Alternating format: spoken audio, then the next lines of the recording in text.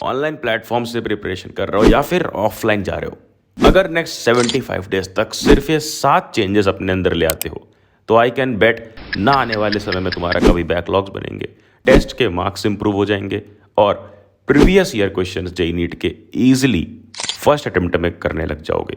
तो प्लीज़ ये video and तक देखना, पूरी वीडियो प्रैक्टिकल बनाई गई है, कहीं पर भी इम्प्रैक्टिकल लगे वही वीडियो बंद करके जा सकते हो। क्या हाल पढ़ ले गैंग, ये जितने भी चेंजेस मैं तुम्हें बताने वाला हूँ ये प्रैक्टिकल इसलिए हैं क्योंकि हमारे कॉन्टैक्ट में यार PWLN, रेजोनेंस, अनअकैडमी लगभग हर प्लेटफॉर्म के स्टूडेंट्स हैं जिन्होंने पिछले साल 10th में काफ़ी खतरनाक मार्क्स स्कोर किया है। ये चेंजेस उन्होंने धीरे धीरे अपने अंदर इनकॉर्पोरेट किए हैं जिसकी वजह से उनके टेस्ट में मार्क्स काफ़ी बेहतरीन तरीके से बढ़े।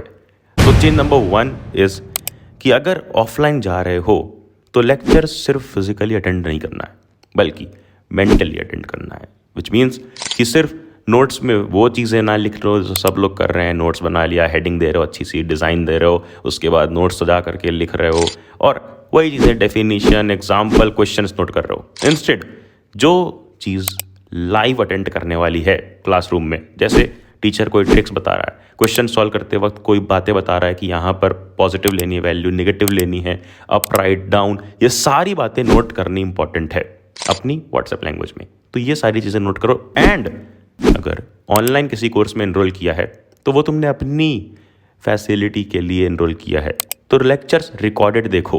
रिकॉर्डेड देखने में फ़ायदा ये है कि अपने पेस के अकॉर्डिंग, अपने टाइम टेबल के अकॉर्डिंग तुम देख सकते हो, क्वेश्चन पॉज एंड प्ले करके सॉल्व कर सकते हो एंड लाइव चैट में सिस्टम लिखने से अपना टाइम बचा सकते हैं ना।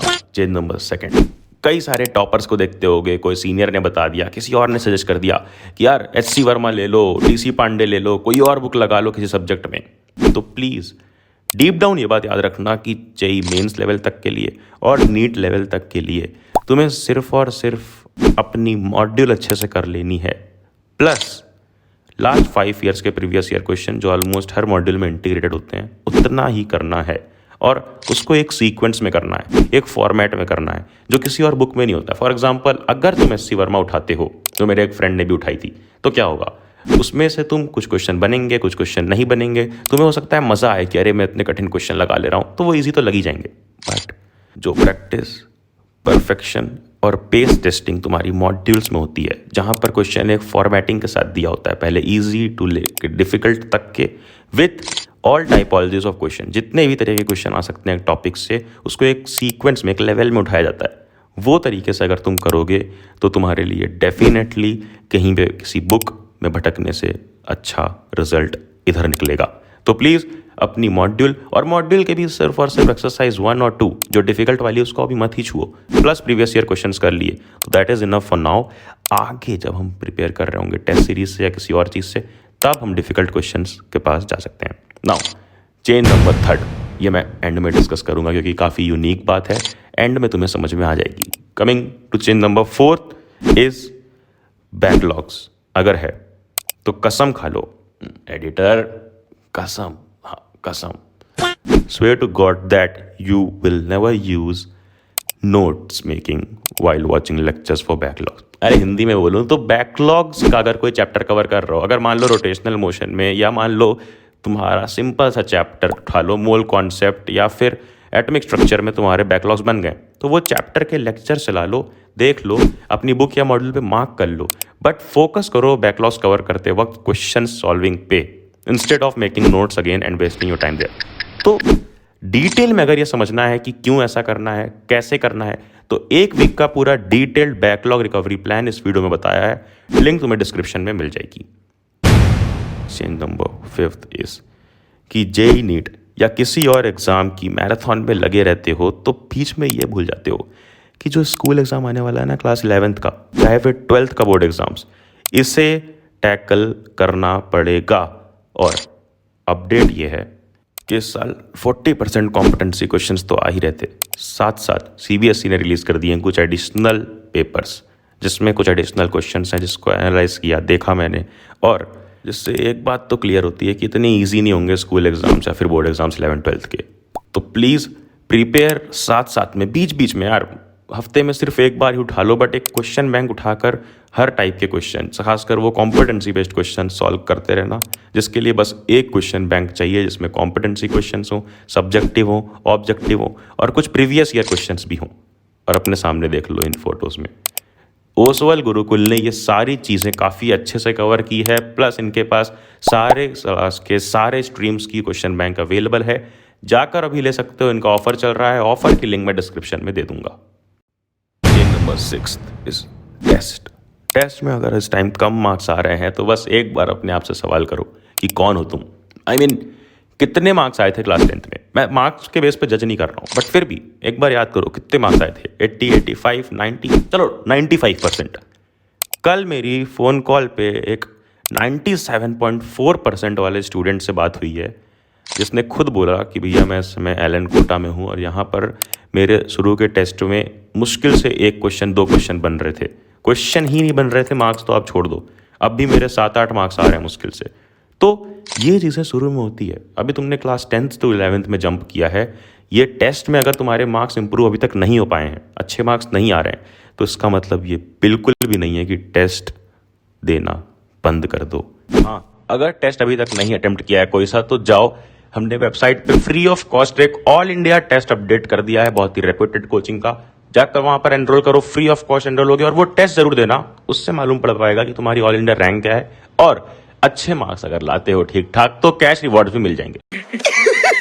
पैसा ही पैसा होगा। लिंक डिस्क्रिप्शन में दे दो। प्लीज टेस्ट में अपीयर होना और मार्क्स से मत घबराना, टेस्ट को देखना, एनालाइज करना कि किस पैटर्न के क्वेश्चंस हैं। हाँ, कोचिंग के टेस्ट कई बार बहुत डिफिकल्ट बनाए जाते हैं, बट उससे डरना मत, टेस्ट में अपीयर होना। I am saying it again.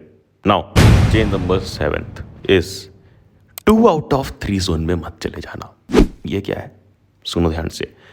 कई बार तुम्हारे साथ ऐसा हुआ होगा कि इतना ज़्यादा परेशान हो गए होगे यार डेली की क्लासेस में कि तुम्हें लग रहा होगा कि यार ये सब्जेक्ट तो मेरे लिए बना ही नहीं हुआ है। लाइक कई लोग को लग रहा होगा केमिस्ट्री मेरे लिए है ही नहीं, ऑर्गेनिक है ही नहीं मेरे लिए। कई लोग को तो ये भी लग रहा है कि मैथ्स बिल्कुल भी नहीं करनी है मुझे, मैं सिर्फ फिजिक्स और केमिस्ट्री के स्कोर के दम पे ही जेईई मेंस निकाल लूँगा।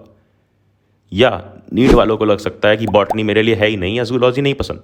तो प्लीज़ ध्यान रखना कि ये 2 out of 3 वाली स्ट्रेटजी कि 2 सब्जेक्ट से ही मैं अच्छे मार्क्स स्कोर कर लूँगा, ये उनके लिए काम आती है जिनकी 97, 98 परसेंटाइल बन रहे हैं उन सब्जेक्ट्स में। प्लीज़ ये गलती मत करना। उनके अगर डिटेल में क्वेश्चन नहीं सॉल्व कर रहे उन सब्जेक्ट्स के, तो एटलीस्ट प्रीवियस ईयर क्वेश्चन 5 साल के लगा लेना। इतना प्रिपेयर्ड रहना चाहिए हमें हर सब्जेक्ट में।